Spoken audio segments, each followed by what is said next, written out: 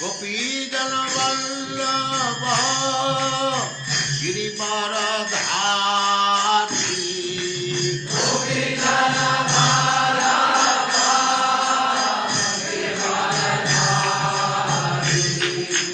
गोपी जन वल्लभ गिरिवरधारी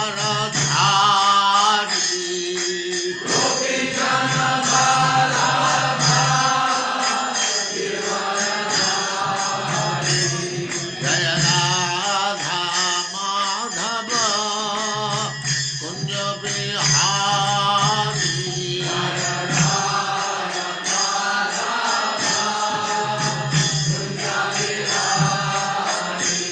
जय राधा माधव कुंज बिहारी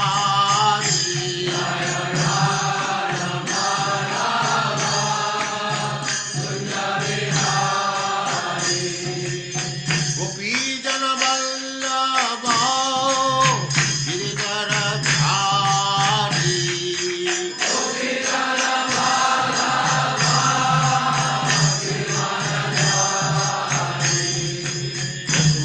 यशोदानंदन ब्रज जन रंजन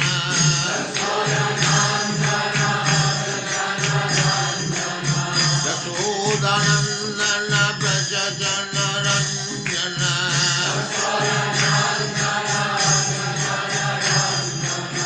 जमुना तीर वनचारी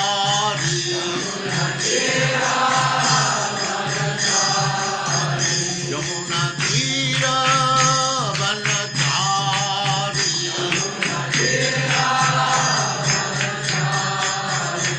जय राधा माधव कुंज बिहारी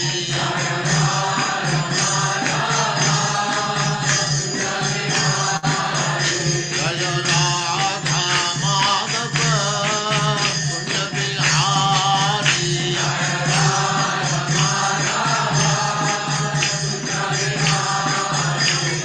गोपी जन वल्लभ गिरिवरधारी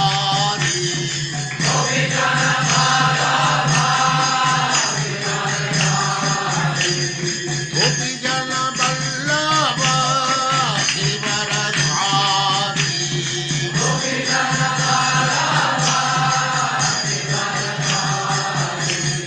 यशोदानंदन ब्रज जन रंजन यशोदानंदन ब्रज जन रंजन जमुना तीर वनचारी जय राधा माधव कुंज बिहारी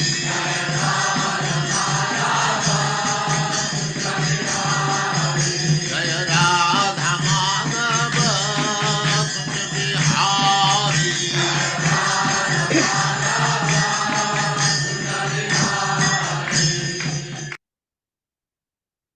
ओम नमो भगवते वासुदेवाय ओम नमो भगवते वासुदेवाय। ओम नमो भगवते वासुदेवाय ओम नमो भगवते वासुदेवाय। ओम नमो भगवते वासुदेवाय ओम नमो भगवते वासुदेवाय। नारायणं नमस्कृत्य नारायणं नमस्कृत्य नरं चैव नरोत्तमं नरं चैव नरोत्तमम् देवीं सरस्वतीं व्यासं देवीं सरस्वतीं व्यासं ततो जयमुदीरये ततो जयमुदीरये। नष्टप्रायेषु भद्रेषु नष्टप्रायेषु भद्रेषु नित्यं भागवत सेवया नित्यं भागवत सेवया भगवते उत्तम श्लोके भगवते उत्तमाश्लोके भक्तिर्भवति नैष्ठिकी। भक्तिर्भवति नैष्ठिकी। हरे कृष्ण। आप सबका स्वागत है। हरे कृष्णा प्रभु जी, दंडवत प्रणाम। तो अब 8वें स्कंद के आखिरी अध्याय में है हम, 24वां अध्याय। पढ़वाइए माता जी। हरे कृष्ण हर्षा माता जी। हरे कृष्ण माता जी। हरे कृष्ण प्रभु जी। शिल प्रभुपाद की जय। शिल प्रभुपाद द्वारा चैप्टर 24 भगवान का मत्स्य अवतार। इस अध्याय में भगवान के मत्स्य अवतार के वर्णन और महाराज सत्यव्रत के एक बाढ़ से बचने का उल्लेख हुआ है। भगवान स्वांश तथा विभ्नांश द्वारा अपना विस्तार करते हैं, जैसा कि भगवद गीता 4.8 में कहा गया है, परित्राणाय साधूनां विनाशाय च दुष्कृताम्। भगवान इस श्लोक में साधुओं या भक्तों की रक्षा करने और दुष्टों या अभक्तों का विनाश करने के लिए प्रकट होते हैं। ये विशेषतया गायों, ब्राह्मणों, देवताओं, भक्तों तथा वैदिक धर्म की रक्षा करने के लिए अवतरित होते हैं। इस प्रकार वे विभिन्न रूपों में प्रकट होते हैं, कभी मछली के रूप में, कभी शुकर के रूप में, तो कभी नरसिंहदेव या वामन देव के रूप में।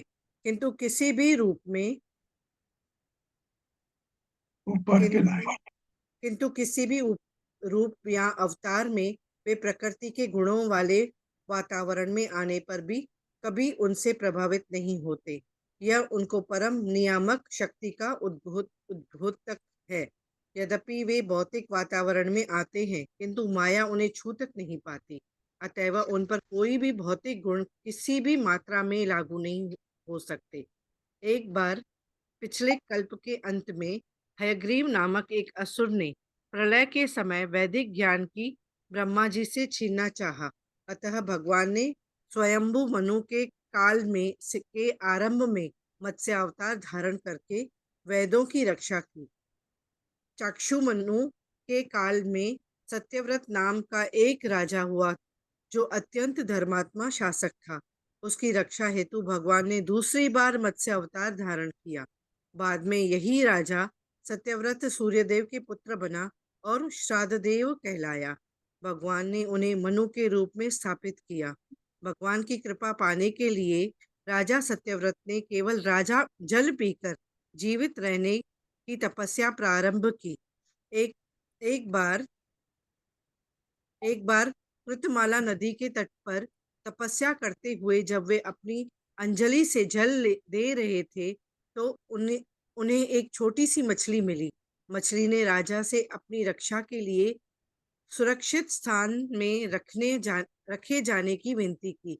यद्यपि राजा को पता नहीं था कि मछली साक्षात भगवान है, किंतु उसने राजा होने के नाते उसकी रक्षा की और उसे एक जल पात्र में सुरक्षित रख दिया। उस मछली ने भगवान होने के कारण राजा को अपनी शक्ति दिखानी चाहिए। अतः उसने अपने शरीर को इस तरह विस्तार किया कि वह जल पात्र में न रखी जा सकी। जब राजा ने उस मछली को एक बड़े कुएं में डाल दिया, किंतु कुआं भी उसके लिए छोटा पड़ गया। तब राजा ने उसे एक झील में डाल दिया, किंतु वह भी छोटी पड़ गई। अतः अंत में राजा ने उस मछली को समुद्र में डाल दिया, किंतु समुद्र भी उसे अपने में समा न पाया। तब राजा समझ गया कि मछली भगवान के अतिरिक्त और कोई नहीं है। अतएव उसने भगवान से अपने मत्स्य अवतार का वर्णन करने के लिए प्रार्थना की। भगवान उस राजा पर प्रसन्न हो गए और उन्होंने राजा को बतलाया कि 1 सप्ताह के भीतर सारे विश्व में बाढ़ आएगी और यह मछली ऋषियों, वनस्पतियों, बीजों तथा अन्य जीवों समेत राजा की रक्षा अपने नथुने में बंधे नाव के द्वारा करेगी। यह कहकर भगवान अदृश्य हो गए। राजा सत्यव्रत ने भगवान को सादर प्रणाम किया और वे उनके ध्यान में लगे रहे। समय आने पर प्रलय आई और राजा ने एक नाव को निकट आते देखा। उसमें वह विद्वान ब्राह्मणों एवं ऋषियों समेत बैठ गया और भगवान की पूजा करने के लिए उनकी स्तुति करने लगे। भगवान सबों के हृदय में स्थित है।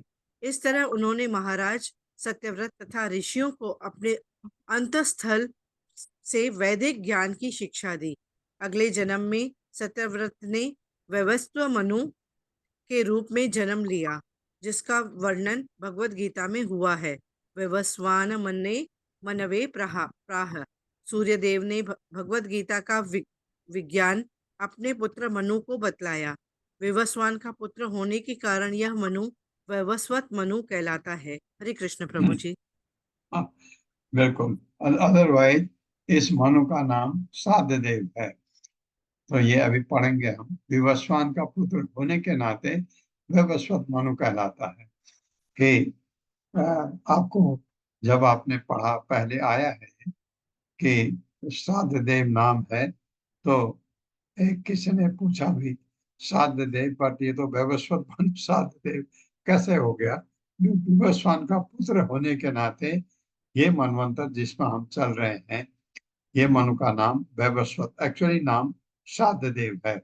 और वैवस्वत मनु कहते हैं क्योंकि विवस्वान का पुत्र होने की वजह से।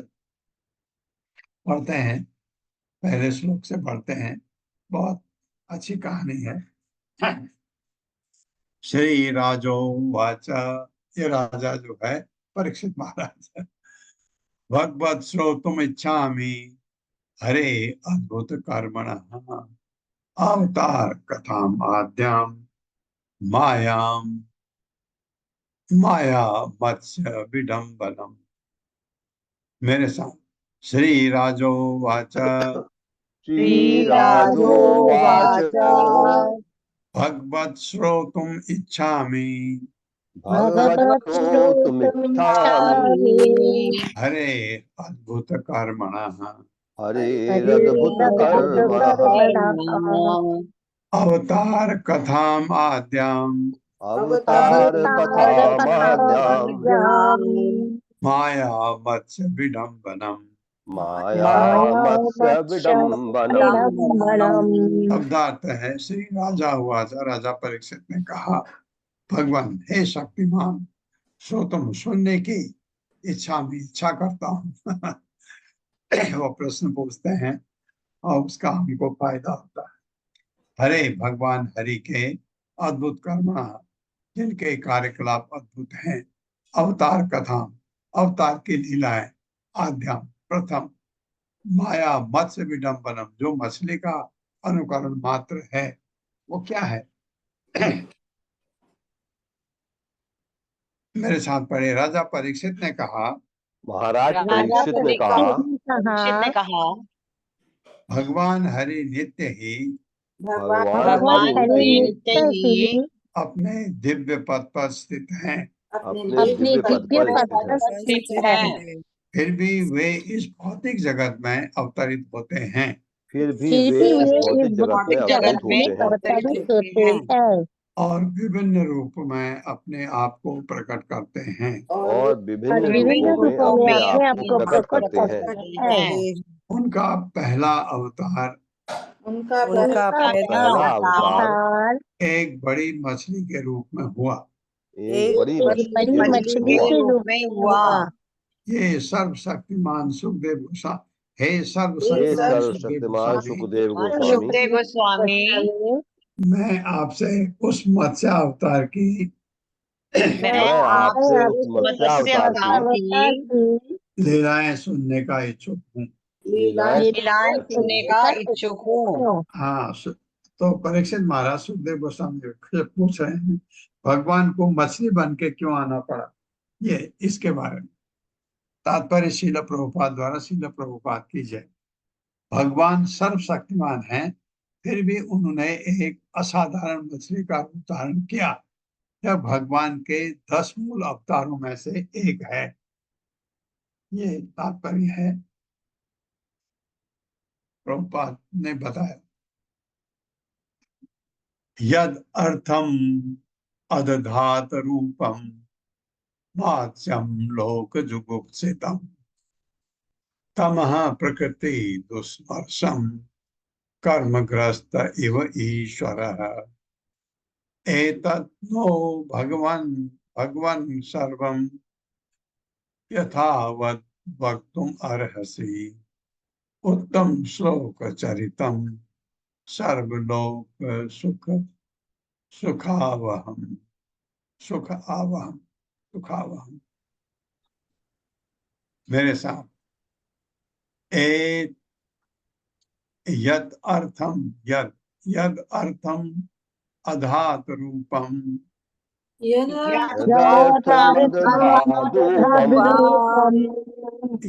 अर्थम अदधात रूपम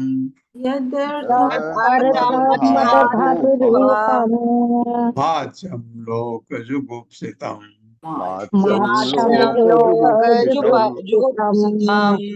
तमः प्रकृते दुस्मर्षम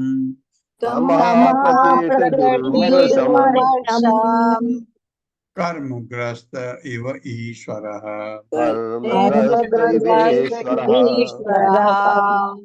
एतत् नो भगवन् सर्वं यथावत् वक्तुम् अर्हसि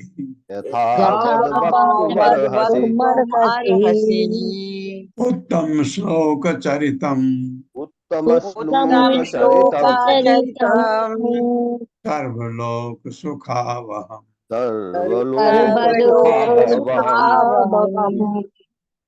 शब्दार्थ है यद अर्थम किस हेतु अदधात स्वीकार किया रूपम रूप मछली का बतलाओ हमको क्यों ऐसा रूप धारण किया भगवान ने। लोग जुगुप्सितम इस संसार में तुच्छ माने जाने वाली तमोगुणी प्रकृति आचरण दुर्मर्षम जो अत्यंत पीड़ादायक तथा गर्हित है कर्मग्रस्त कर्म के नियमों के अधीन एवं सदृश ईश्वर भगवान एतत् ये सारे तथ्य न हमको भगवान हे अत्यंत शक्तिशाली साधु सर्वम हर वस्तु यथावत ठीक से वक्तुम अर्हसि कृपा करके बतलाएं उत्तम श्लोक चरितम भगवान की लीलाएं सर्वलोक सुख आवहम जिसको सुनने से सभी सुखी होते हैं। ये भागवत को सुनने से सभी सुखी होते हैं कोई दुखी नहीं हो सकता। मेरे साथ पढ़िए जिस कारण से किस कारण से भगवान ने कर्म नियम के अंतर्गत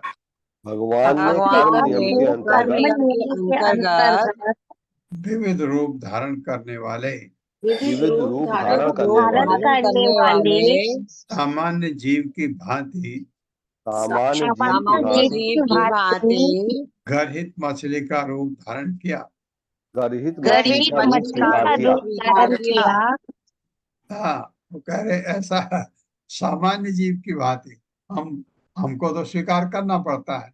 हमारे कर्म ऐसे होते हैं कि हम जलचर भी बनते हैं मछली भी 84 लाख में क्या क्या नहीं बने अरबों वर्षों तक। वो कह रहे हैं ये भगवान ने ये रूप क्यों स्वीकार किया। अब हमको समझ आता है कोई कारण भगवान ने शुकर का रूप क्यों धारण किया कारण था। मछली का रूप निश्चित रूप से गर्हित एवं घोर पीड़ा से पूर्ण होता है।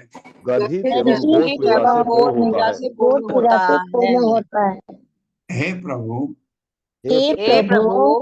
ये सुखमणि को कह रहे हैं परीक्षित महाराज इस अवतार का क्या उद्देश्य था।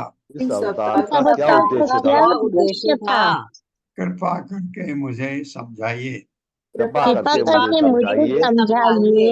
क्योंकि भगवान की लीलाओं का श्रवण हर एक के लिए मंगलकारी होता है।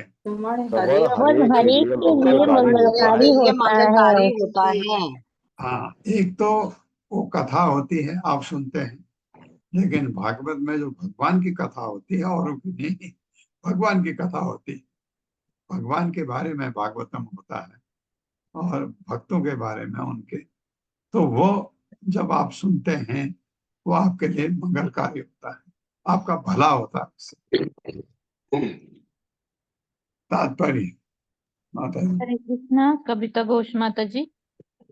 हरे कृष्णा माता जी, हरे कृष्णा प्रभु जी, सादर प्रणाम। तात्पर्य शिला प्रभुपाद द्वारा, शिला प्रभुपाद की जय।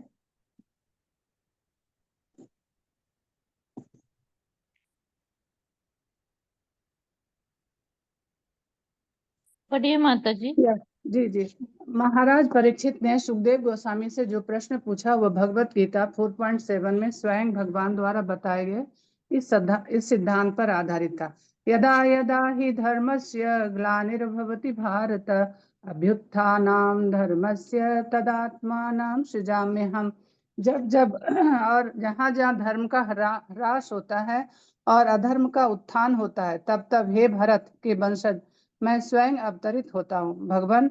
भगवान अपने हर अवतार में जगत को अधर्म से बचाने और विशेषकर अपने भक्तों की रक्षा करने के लिए प्रकट होते हैं। परित्राणाय साधूनाम उदाहरणार्थ, माता जी ऊपर करें। वामन देव अपने भक्त बलि महाराज को बचाने के लिए प्रकट हुए। इसी प्रकार जब भगवान ने ग्रहित मछली का रूप धारण किया तो अवश्य ही किसी भक्त पर कृपा करने के लिए ऐसा किया होगा। महाराज परीक्षित उस भक्त के विषय में जानने को उत्सुक थे जिसके लिए उन्होंने यह संकल्प स्वरूप धारण किया था। हरे कृष्णा प्रभु जी, हरे कृष्णा। ऐसा रूप धारण किया, वो भाग्यशाली भक्त कौन था उसके बारे में परीक्षित महाराज जानना चाह रहे हैं, जहां भी कभी ऐसा हो या और कारण क्या था। श्री सूत वाचा, बहुत बढ़िया। अभी सूत गोस्वामी का नाम आया, क्यों? क्योंकि आप भूल गए, आप एक्चुअली नैमिषारण्य में सूत गोस्वामी सुना रहे हैं। कौन? क्या? भागवतम कौन सा? जो शुक मुनि सुना रहे हैं, जो शुक मुनि ने सुनाई थी। फिर क्या नाम? सुत गोस्वामी। परीक्षित महाराज को, नहीं, सुखदेव सुखदेव गोस्वामी गोस्वामी ने। जी ने परीक्षित परीक्षित महाराज महाराज को को सुनाई थी। नहीं, परीक्षित को सुनाई कहाँ? नैमिषारण्य। नैमिषारण्य नहीं, वो नहीं। अरे वो तो गंगा के किनारे का हाँ, परीक्षित गंगा के महाराज के किनारे। अरे जगह का नाम बताओ, कौन सी जगह थी? अरे भागवतम कहाँ कहाँ अरे सुनाई गई? नैमिषारण्य, नैमिषारण्य में प्रभु जी। नैमिषारण्य में नैमिषारण्य तो में तो सूत सूत गोस्वामी जी सुना सुना रहे। रहे हैं। अरे सुखदेव ध्यान नहीं आ गोस्वामी ने सुखदेव परीक्षित महाराज को भागवतम कहाँ सुनाई? अरे मेरे को ध्यान नहीं आ रहा है। अरे हस्तिनापुर के पास की ही जगह का नाम है, नाम हस्तिनापुर, हस्तिनापुर। हस्तिनापुर, हस्तिनापुर, हस्तिनापुर कहो आप, ये काफी है, हाँ जी, मुझे उसके पास हस्तिनापुर कोई बात जी। नहीं। हस्तिनापुर, हस्तिनापुर में सुखदेव गोस्वामी सुना रहे हैं परीक्षित महाराज को।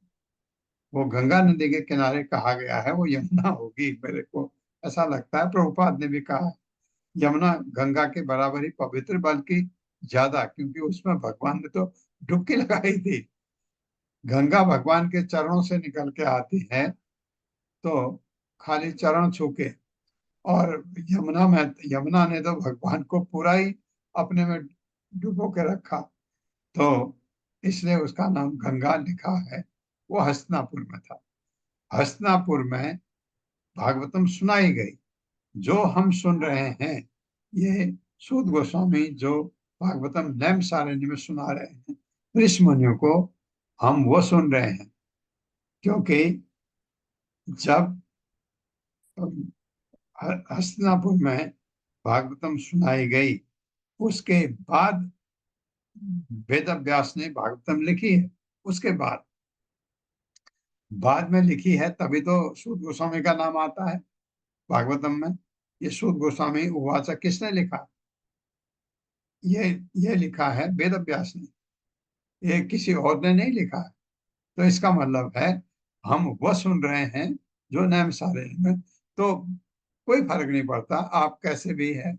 अब आप ये समझ लीजिए कि सूद गोस्वामी बहुत देर से आए नहीं थे, मैं इसलिए खुश हुआ क्योंकि सूद गोस्वामी सुना रहे हैं और वो कह रहे हैं, फिर वो कहते हैं, क्या कहते हैं कि सुखदेव गोस्वामी ने ऐसा कहा, फिर सुखदेव गोस्वामी शुरू हो गया।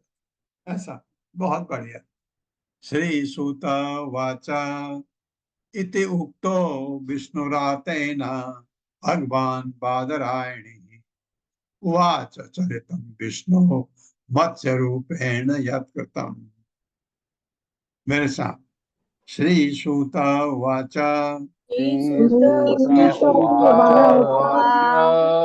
इति उक्तो विष्णुरातेन इत्युक्तो विष्णुरातेन भगवान बादरायणी भगवान् बादरायणी उवाच चरितं विष्णोः उवाच चरितं विष्णोः मत्स्यरूपेण यत्कृतम्। मत्स्यरूपेण यत्कृतम्। शब्दार्थ है, श्री सूतः उवाच, श्री सूत गोस्वामी ने कहा, इति उक्तः, इस प्रकार पूछे जाने पर, विष्णुरातेन, विष्णुरात कहते हैं महाराज परीक्षित को। क्यों कहते हैं विष्णुरात, ये तो पल्लवी माता जी ढूंढ के नहीं बता देगी आप। जो विष्णुरात कहलाते हैं कौन? परीक्षित महाराज। भगवान अत्यंत शक्तिमान बादरायण ही व्यासदेव के पुत्र सुखदेव गोस्वामी ने उवाच कहीं चरितम लीला है, विष्णु भगवान विष्णु की मत्स्य रूपेण, मछली के रूप में उनके द्वारा यत जो भी कृतम की गई। मेरे साथ पढ़िए। सूत गोस्वामी ने कहा, सूत गोस्वामी ने कहा जब परीक्षित महाराज ने जब परीक्षित महाराज ने सुखदेव गोस्वामी से इस प्रकार जिज्ञासा प्रकट की, सुखदेव गोस्वामी से जिज्ञासा प्रकट की तो उस महान शक्तिशाली साधु पुरुष ने साधु पुरुष ने, हाँ, कौन है वो महान शक्तिशाली पुरुष? सुखदेव गोस्वामी ने भगवान के मत्स्य अवतार की लीलाओं का वर्णन करना प्रारंभ किया।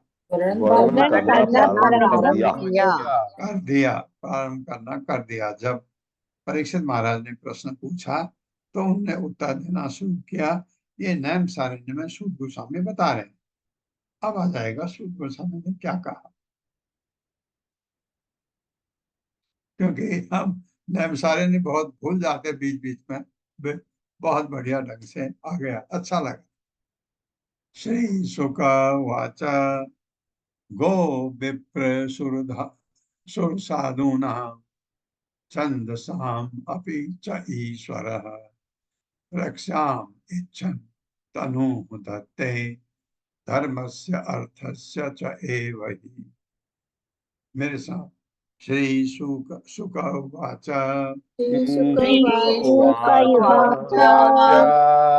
गो विप्र सुर साधूनां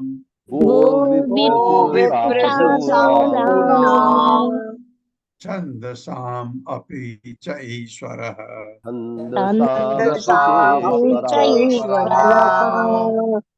रक्षामि रक्षामि तो होना चाहिए था। रक्षाम इच्छन् तनु धत्ते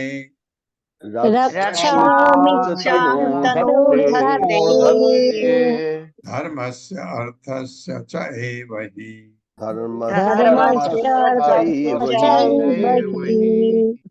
शब्दार्थ।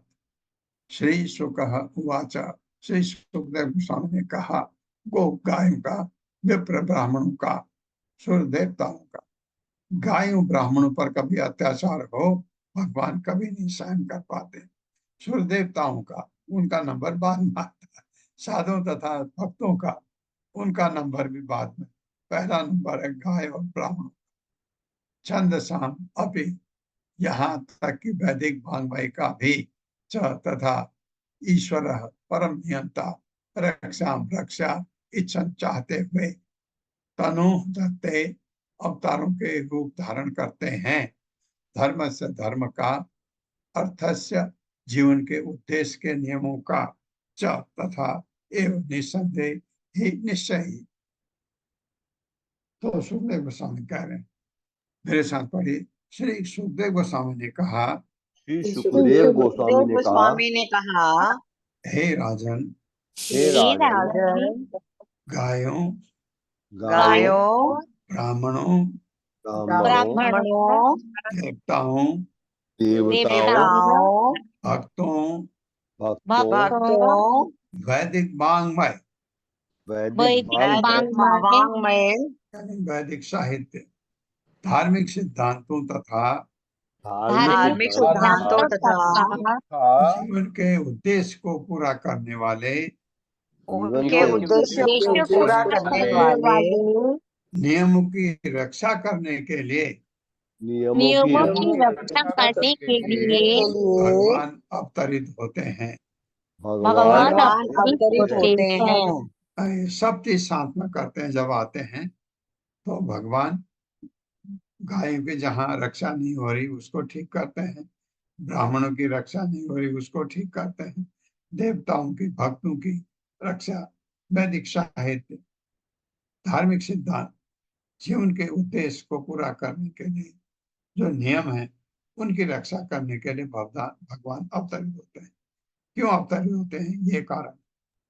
बहुत बढ़िया लाइन। तात्पर्य माता जी। हरे कृष्णा। सत्येंद्र मलिक प्रभु जी। हरे कृष्णा माता जी, हरे कृष्णा प्रभु जी।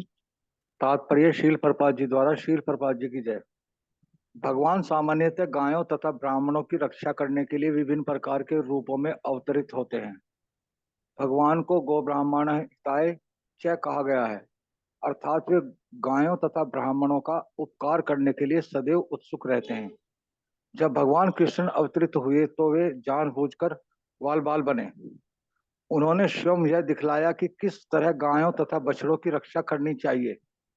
इसी प्रकार उन्होंने सुदामा विप्र को, जो असली ब्राह्मण थे, सम्मान प्रदान किया। भगवान के निजी कार्यों से मानव समाज को चाहिए कि गायों तथा ब्राह्मणों की रक्षा करना सीखे। तभी धर्म जीवन के उद्देश्य की पूर्ति तथा वैदिक ज्ञान की रक्षा की जा सकती है। गायों की सुरक्षा के बिना न तो ब्राह्मण संस्कृति को स्थिर रखा जा सकता है और न ही ब्राह्मण संस्कृति के बिना जीवन का उद्देश्य पूरा किया जा सकता है। अतएव ब्राह्मण को गो ब्राह्मण हिताय कहा गया है। अतः भगवान को गो ब्राह्मण हिताय कहा गया है, क्योंकि उनका अवतार केवल गायों तथा ब्राह्मणों की रक्षा के लिए होता है। दुर्भाग्यवश क्योंकि कलयुग में गायों की तथा ब्राह्मणों की संस्कृति की रक्षा नहीं हो पाती, प्रत्येक वस्तु डावाडोल स्थिति में है। यदि मानव समाज ऊपर उठना चाहता है तो समाज के नायकों को भगवत गीता के आदेशों का पालन करना चाहिए और गायों, ब्राह्मणों तथा ब्राह्मण संस्कृति को रक्षा प्रदान करनी चाहिए। हरे कृष्णा प्रभु जी, दंडवत प्रणाम। क्योंकि ब्राह्मण का मतलब है वो उपदेश देता है क्या? भगवान के बारे में धर्म क्या है, धर्म के धार्मिक सिद्धांत क्या है, ये उपदेश ब्राह्मण देता है। इसलिए ब्राह्मण। तो आप ब्राह्मणों में जो परिवर्तन आ गए हैं उसको छोड़ दीजिए। ब्राह्मण जो भगवत गीता में जिससे ब्राह्मण कहा गया है, तो 18वें अध्याय के 42वें श्लोक में जो ब्राह्मण कहा गया है वो ब्राह्मण कुछ तो होंगे ही, बहुत ज्यादा नहीं है, कुछ तो होंगे। उनकी रक्षा, ब्राह्मण की रक्षा करने से हमारे धार्मिक सिद्धांत की रक्षा होती है, इसलिए इंपॉर्टेंट है ब्राह्मण। दूसरा, गाय इंपॉर्टेंट इसलिए है कि गाय से हमारा पोषण होता है। पोषण कैसा? आध्यात्मिक आध्यात्मिक पोषण होता है। गाय से आपको दूध, दही ये सब मिलता है। अगर मैं देखता हूँ मैं जब जाता हूँ उत्तराखंड जाता हूँ गांव में, तो मैं देखता हूँ जिस घर में कुछ घर ऐसे भी हैं जो बहुत निकम्मे हो चुके हैं, वो गाय नहीं रखते, क्योंकि गाय रखने में आपको बहुत मेहनत करनी पड़ती है। गाय के लिए सब चारा वगैरह का इंतजाम करना, और ये, और कितनी, जैसे वो माँ आती है जिस घर में गाय है, गाय ऐसे आवाज देती है, उसको इतना अच्छा लगता है। वो गाय आवाज देती है कि मैं भूखी हूं, तो कहाँ चली गई थी, उसका ये मतलब होता है। फिर वो आती है, उसको कहती है तू पानी पिएगी या घास पहले दूं? क्या बढ़िया आपको, क्योंकि गाय बोल नहीं सकती है, तो वो माँ समझती है, वो समझती है गाय को पानी चाहिए पहले या घास चाहिए, तो वो समझती है। तो मैं उनसे बल्कि पूछता हूँ आपको कैसे पता, वो कहती नहीं नहीं, जब इसको घास चाहिए होती है तो ये ऐसा करती है, जब पानी चाहिए होता है तो ऐसा करती है। तो पहले पानी पिलाती, क्योंकि उसको पता है कि इसको अभी पानी का टाइम, पानी पिलाने के बाद थोड़ा सा घास देती है, उसको ज्यादा नहीं। फिर वो पूछा मैंने, फिर वो कहती है अभी पानी से पेट भर गया, ज्यादा घास नहीं, घास फिर थोड़े देर में उसको देती है। ये ऐसा प्रेम गाय के और उस माँ के, और चाटा भी मारती है उसको जब वो, उसके बाद भी वो कभी हल्ला करती है गाय, फिर रोने लगती है। गाय का कोई कोई वो नहीं है, ये क्यों क्यों रो रही है, वो माँ माँ करके गाय बोलती है। माँ जो गाय जो आवाज करती है, उसको माँ की आवाज में हम लेते हैं, तो उसको चैंटा मारती छोटा सा कि चुप रह, हल्ला मत कर। ये ऐसा प्रेम था उन दोनों के बीच में। तो गाय से क्या हो, उन घरों में, जो मैं कहना चाह रहा था, जहाँ गाय है उन घरों में संपन्नता दिखती है। आप जाओ कभी भी, वो कोई भी लोग आ जाए, वो कहेंगे मट्ठा पियोगे, 10 लोग है, 10 लोगों को मट्ठा, क्योंकि उनके पास बहुत बड़े बर्तन में मट्ठा होता है, पिला सकते हैं। तो किसी को वो दही भी दे सकते हैं, किसी के यहाँ कोई काम काज है तो वो दूध और घी भी देते हैं उनको, ऐसा करते हैं। ये अब जब हम तो थोड़े टाइम के लिए जाते हैं, हमारे घर में भी ये चीजें आ जाती हैं। तो ऐसा क्यों? क्योंकि गाय है तो संपन्नता है, गाय है तो उस घर की रौनक बिल्कुल बिल्कुल डिफरेंट होती है। गाय नहीं है तो वो घर तो है, पर वो वैसा नहीं लगता जैसा होना चाहिए। तो गाय इतनी जरूरी होती है। गाय गाय क्योंकि गाय से पोषण होता है हमारा आध्यात्मिक, क्योंकि गाय के दूध दही घी से जो भी पकवान बनता है वो भगवान को ऑफर होता है, तो वो आध्यात्मिक, इसलिए मैं आध्यात्मिक शब्द मैं अपनी तरफ से जोड़ रहा हूँ। उच्च अवचेषु भूतेषु, उच्च अवचेषु भूतेषु चरन् वायु इव ईश्वरः, न उच्च अवचत्वं भजते निर्गुणत्वात्, निर्गुणत्वाद् धियो गुणे। मेरे साथ, उच्च अवचेषु भूतेषु उच्चावचेषु भूतेषु चरन् वायुः इव ईश्वरः, चरन् वायुरिव ईश्वरः, न उच्च अवचत्वं भजते भजते निर्गुणत्वाद् धियो गुणे।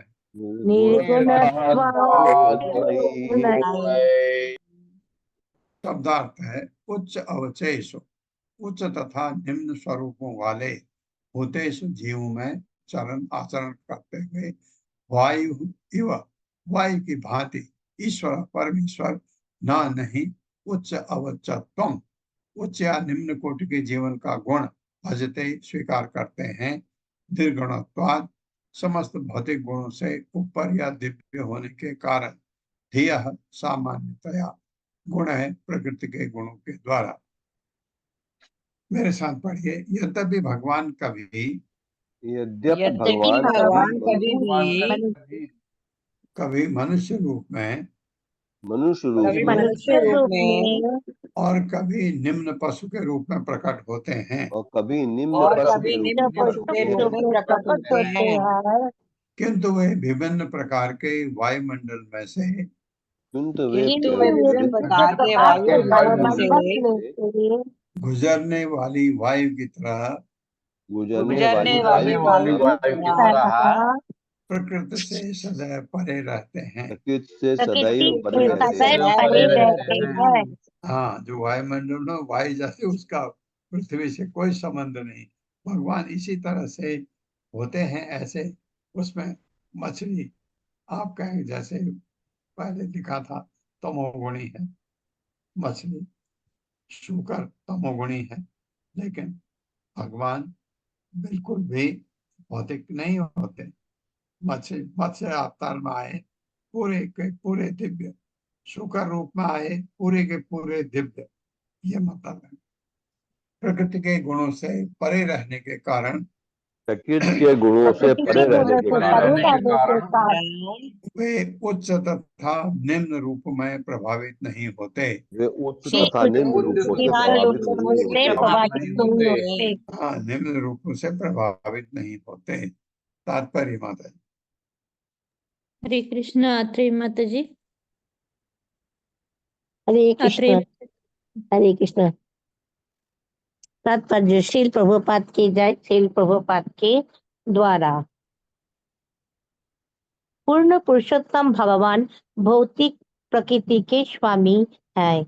मयाध्यक्षेण प्रकृति ही श्रूयते सचराचरम। इसीलिए प्रकृति के परम नियामक होने के कारण श्री भगवान उसके प्रभाव में नहीं आ सकते।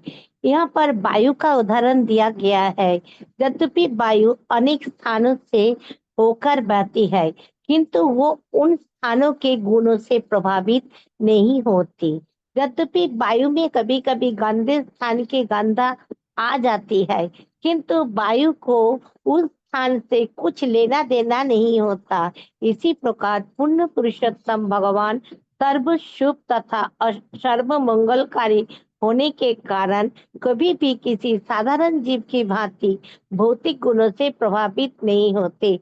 पुरुषो प्रकृति ही भूते प्रकृति जन गुणान। भगवत गीता 13.21। जब जीव भौतिक प्रकृति में रहता है तो वो उसके गुणों से प्रभावित होता है, किंतु पूर्ण पुरुषोत्तम भगवान कभी भी प्रभावित नहीं होते। जो इसे नहीं जानता वो भगवान को निरादर करता हुआ उन्हें सामान्य जो मानता है। अब जानती मांग मुरहा परम भावम अजानंतः। मूर्ख ही ऐसे निष्कर्ष पर पहुंचते हैं क्योंकि वे श्री भगवान के दिव्य गुणों से अनजान रहते हैं। हरे कृष्ण। प्रभु जी। हरे कृष्ण माता जी, धन्यवाद। ये भगवान क्योंकि ये गुण भगवान के अधीन, तो भगवान का प्रभावित होने का मतलब नहीं होता गुणों से। हाँ, क्योंकि पूरे के पूरे दिव्य होने की वजह से गुणों से प्रभावित नहीं होते। हम हो जाते हैं, हम प्रभावित हो जाते हैं। हमारे अंदर भी दिव्य आत्मा है कि वो प्रभावित हो जाती है, क्योंकि वो बहुत छोटी है इस वजह से। और भक्ति करते करते आप अपने को ऐसा बना सकते हैं कि आप उनसे प्रभावित ना हो। कैसे?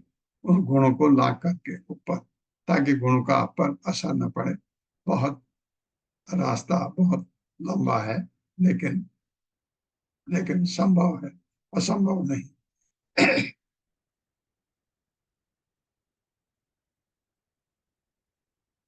एक इंग्लिश आपने सुना होगा, miles to go before I sleep, miles to go before I sleep. बड़ा अच्छा एक पढ़ा था मैंने कभी बहुत पहले, कि जंगल से जाना है और बर्फ पड़ी हुई है, तब वो कहता है, लिखा है एक पोएम में बहुत सुंदर, miles to go before I sleep, miles to go before I sleep. तो जब वहां पहुंचेंगे तो वो अभी बहुत लंबा सफर है जब भौतिक प्रकृति के गुणों का हम पर असर नहीं होगा। हाँ, ऐसा हो जाए कभी तो साक्षात्कार भगवत धाम जाना निश्चित। आसीद अतीत कल्पान्ते ब्राह्मो नैमित्तिको लयः समुद्र उपप्लुता उपप्लुता तत्र लोका भू, भूर भी पढ़ सकते हैं या भू विसर्ग लगाएंगे तो भू आदयो नृपः। आसी मेरे साथ आसीद अतीत कल्पान्ते आसीदतीत कल्पान्ते ब्राह्मो नैमित्तिको लयः ब्राह्मो नैमित्तिको लयः समुद्र उपलब्धुता तत्र समुद्रयुगोत्तरा लोका भूआदयो नृपः।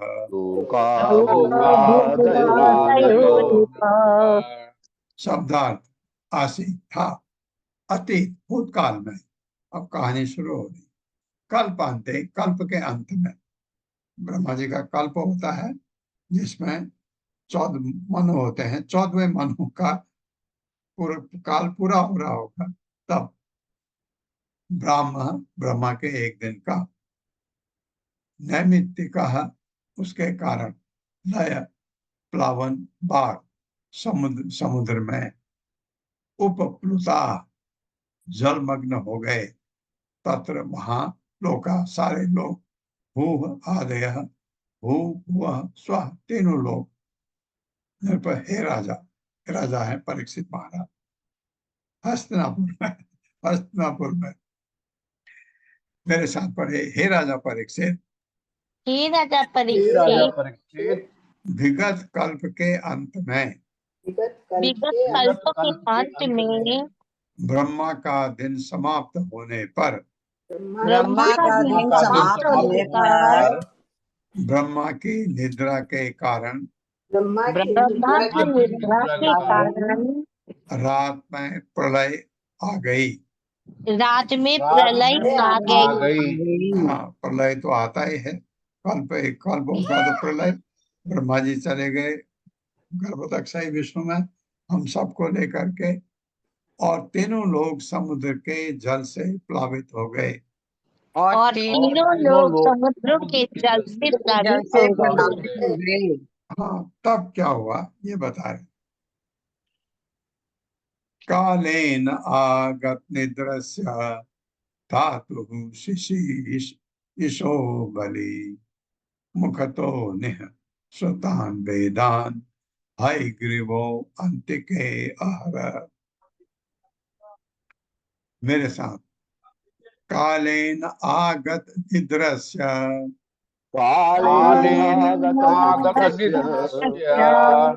धातुः शिशीशो बलि धातुः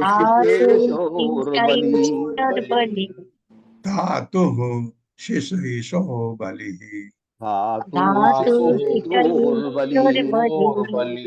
मुखतो निहसतान वेदान हयग्रीवो अंतिके आहर।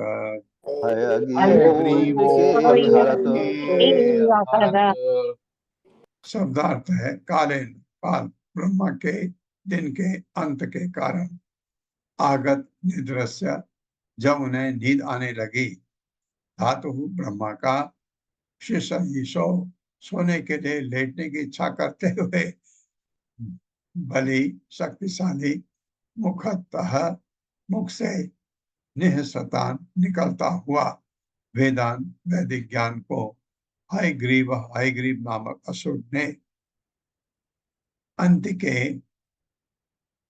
पास ही आहरत चुरा लिया। मेरे साथ पढ़िए। ब्रह्मा का दिन समाप्त होने पर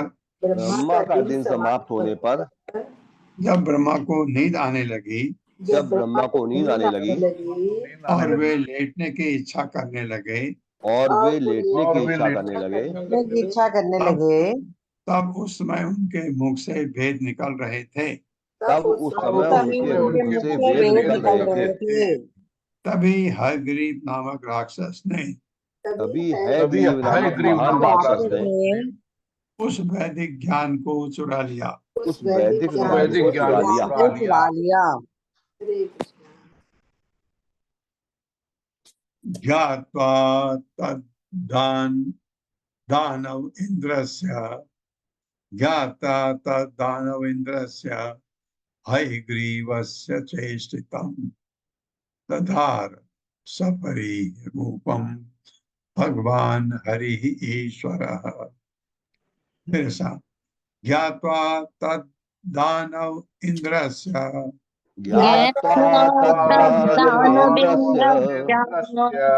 हयग्रीवस्य चेष्टितं दधार सपरि रूपम भगवान हरि ईश्वरः। शब्दार्थ है ज्ञात्वा जानकर, तत् उस दानव इंद्र से महान असुर हयग्रीवस्य हयग्रीव का चेष्टतम कार्यकलाप दधार धारण किया सपरि रूपम मछली का रूप भगवान हरि ने ईश्वर परम नियंता। यह जानकर कि मेरे साथ पढ़िए, यह जानकर कि यह कार्य महान असुर ये कार्य महान असुर हयग्रीव ने किया है। हयग्रीव ने किया है। सर्व ऐश्वर्यशाली भगवान हरि ने सर्व ऐश्वर्यशाली भगवान हरि ने मछली का रूप धारण किया मछली का रूप धारण किया और उस असुर को मारकर वेदों को बचाया। और उस असुर को मारकर वेदों को बचाया। तात्पर्य माता जी, एक ही लाइन है प्रभु जी। मैं पढ़ो।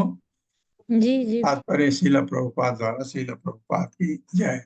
क्योंकि प्रत्येक वस्तु जल में निमग्न हो गई थी, वेदों को बचाने के लिए भगवान के लिए मछली का रूप धारण करना आवश्यक हो गया था, क्योंकि पानी में मछली बचा सकती है, इस वजह से।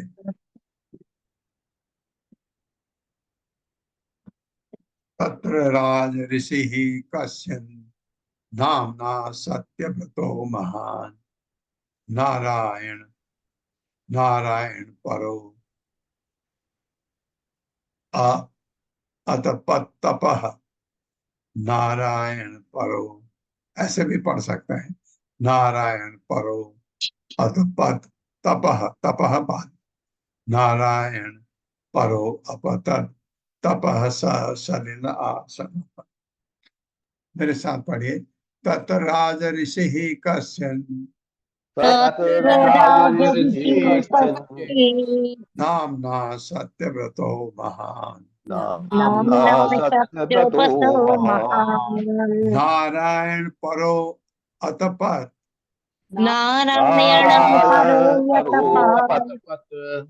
तपः सलिलासनः। शब्दार्थ है, तत्र उस प्रसंग में राज ऋषि राजा जो ऋषि के समान भी योग्य हो उसको राज ऋषि कहते हैं। ऐसा राजा जिसको बहुत ज्ञान हो, ऋषि का जैसा राज ऋषि। कश्चित कोई नाम वाला सत्यव्रत महान महापुरुष नारायण पर भगवान नारायण का महान भक्त अतपत तपस्या की तपः तपस्या स उसने सलिल आसना केवल जल पीकर तपस्या की भगवान की। मेरे साथ पढ़िए, चाक्षुष मंडन पर मैं सत्यव्रत नाम का एक महान राजा हुआ। जो भगवान का बड़ा भक्त था। जो भगवान का भगवान बड़ा का भक्त बड़ा था भक्त महान था। उसने केवल जल पान को आधार बनाकर उसने केवल जलपान को आधार बनाकर तपस्या की, तपस्या की। तपस्या की। खाली पानी पीकर। तात्पर्य मत। हरे कृष्णा रीता पंडित माता जी।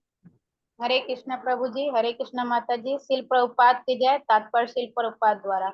भगवान ने वेदों को बचाने के लिए एक बार स्वयंभू मनवंतर के शुरू में मछली का रूप धारण किया और दोबारा चाक्षुष मनवंतर में केवल सत्यव्रत नामक महान राजा पर कृपा करने के लिए मछली का रूप धारण किया। जिस प्रकार वराह के 2 अवतार हुए, उसी प्रकार मछली के भी 2 अवतार हुए थे। भगवान ने एक मत्स्य अवतार हयग्रीव को मारकर वेदों की रक्षा करने के लिए धारण किया और दूसरा मत्स्य अवतार राजा सत्यव्रत पर कृपा करने के लिए। हरे कृष्ण प्रभु जी, धन्यवाद। हाँ, एक तो सत्य पर कृपा करने के लिए एक अवतार हुआ, हयग्रीव को मारने के लिए एक अवतार हुआ, सत्यव्रत को पर कृपा करने के लिए।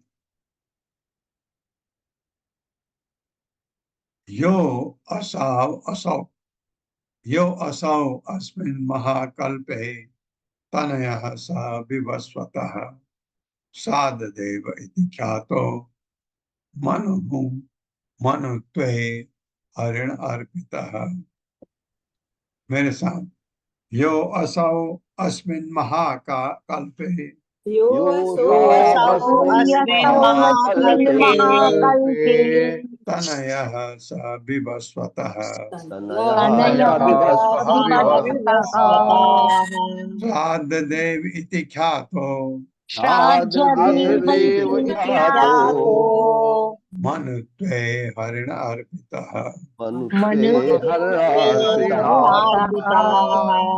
शब्दार्थ है यह जो असौ वह परम पुरुष अस्मिन इसमें महाकल्प में तनेह पुत्र सह वह विवस्वत सूर्यदेव का साधदेव के नाम से। आपको पता है अभी ये मनवंतर है, नाम उसका क्या है? साधदेव। क्या कहते हैं आप उसको? विवस्वत। क्यों? विवस्वत का पुत्र है इसलिए। तो इति इस प्रकार ख्यातः प्रसिद्ध मनु के पद पर हरिणा भगवान द्वारा अर्पित स्थित था। मेरे साथ पढ़े। इस वर्तमान कल्प में राजा सत्यव्रत बाद में सूर्यलोक के राजा विवस्वान का पुत्र बना। जिस सत्यव्रत की बात हो रही है ये बाद में विवस्वान का पुत्र बन के आया और श्राद्धदेव नाम से विख्यात हुआ। भगवान की कृपा से उसे मनु का पद प्राप्त हुआ। जो हमारे अभी जो वैवस्वत मनु है, वैवस्वत मनु कहते हैं, उसका असली नाम साधदेव है। क्योंकि विवस्वान का पुत्र है इसलिए। वो है कौन? वो जो कल्प में राजा सत्यव्रत था, वो विवस्वान का पुत्र बन के आया बाद में और भगवान ने उसको मनु बनाया, वैवस्वत मनु। यह साधदेव नाम था उसका। एकदा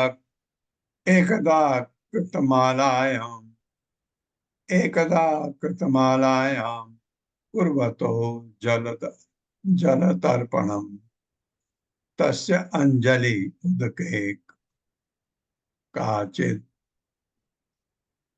सभये का अभ्यपद्यत। अच्छा, वो सफरी पढ़ सकते हैं उसको, ठीक है। एकदा कृतमालायां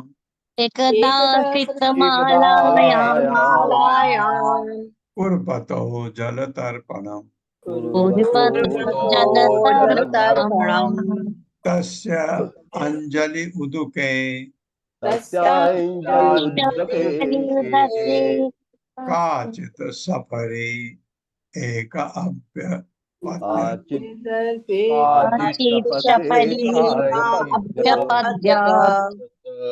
काचित् सफरे काचित् सफरी एका अभ्यपद्यत। अभ्यपद्यत शब्दार्थ है एकदा, एक दिन कृतमालायाम, कृतमाला नदी के तट पर पूर्वतः देते हुए जल तर्पणम, जल का अर्घ्य देते हैं। अर्घ्य आप कभी सूर्य को देते हैं, कभी किसी किसी को भी देते हैं। तस्य उसकी अंजलि, अंजलि भर पानी लेकर के आप तर्पण देते हैं। उद के जल में काचित कोई सफरी, सफरी मछली का नाम होता है, छोटी सफरी छोटी मछली एक अभ्यपद्यत प्रकट हुई। ये कौन से राजा सत्यव्रत की कथा चल रही है, मेरे साथ पढ़िए। एक दिन जब राजा सत्यव्रत एक दिन एक दिन जब जब राजा सत्यव्रत कृतमाला नदी के तट पर कृतमाला कृतमाला नदी के तट पर जल का तर्पण करके जल का तर्पण जल का करके तर्पण करके तपस्या कर रहा था, तपस्या कर रहा था, तो उसकी अंजुलि के जल में, तो तो उसकी उसकी अंजलि के अंजलि जल के में जल में अंजुलि दो हाथों से आपने पकड़ा, अंजुलि पानी लेते हैं और फिर तर्पण देते हैं। जल में एक छोटी सी मछली प्रकट हुई। जल में एक छोटी सी मछली प्रकट हुई। हाँ, मछली बोली राजा को, क्या बोली सुनिए। सत्यव्रतो अंजुलि गताम सहतो ये न भारत उत ससर्ज नदी तो ये सफरिम द्रविड़ ईश्वर। मेरे साथ, सत्यव्रतो अंजलि गताम सत्यव्रतो अंजलि गताम सहतो ये न भारत सहतो येन भारत उत ससर्ज नदी तोये उस सर्ज उत्सर्जन नदी तोये सफरिम द्रविड़ ईश्वर। सफरी द्रविड़ेश्वर। द्रविड़ों को मतलब ये दक्षिण भारत की बात होगी। द्रविड़ शब्दार्थ है सत्यव्रत, राजा सत्यव्रत अंजलि गताम, राजा की अंजुलि में पानी में आई हुई सहसा तोयेन, जल से भारत, हे राजा परीक्षित। उत्सर्ज, ये सुखमणि बता रहे हैं परीक्षित महाराज को। उत्सर्ज फेंक दिया, नदी तोहे, नदी के जल में, सफरी छोड़ी मछली को, द्रविड़ ईश्वर, द्रविड़ देश के राजा सत्यव्रत ने, द्रविड़ देश का मतलब दक्षिण भारत। हे भरतवंशी राजा परीक्षित, हे भरतवंशी राजा परीक्षित, ये सुखदेव गोस्वामी कह रहे हैं। द्रविड़ देश के राजा सत्यव्रत ने, द्रविड़ देश के राजा सत्यव्रत ने अपनी अंजुलि के जल के साथ, अपनी अंजुलि के जल के साथ उस मछली को नदी के जल में फेंक दिया। उस मछली को नदी के जल में फेंक दिया। हाँ, अब इसके बाद क्या होता है, वो मछली भगवान का अवतार है, भगवान है उसमें। अभी कल पढ़ेंगे इसको।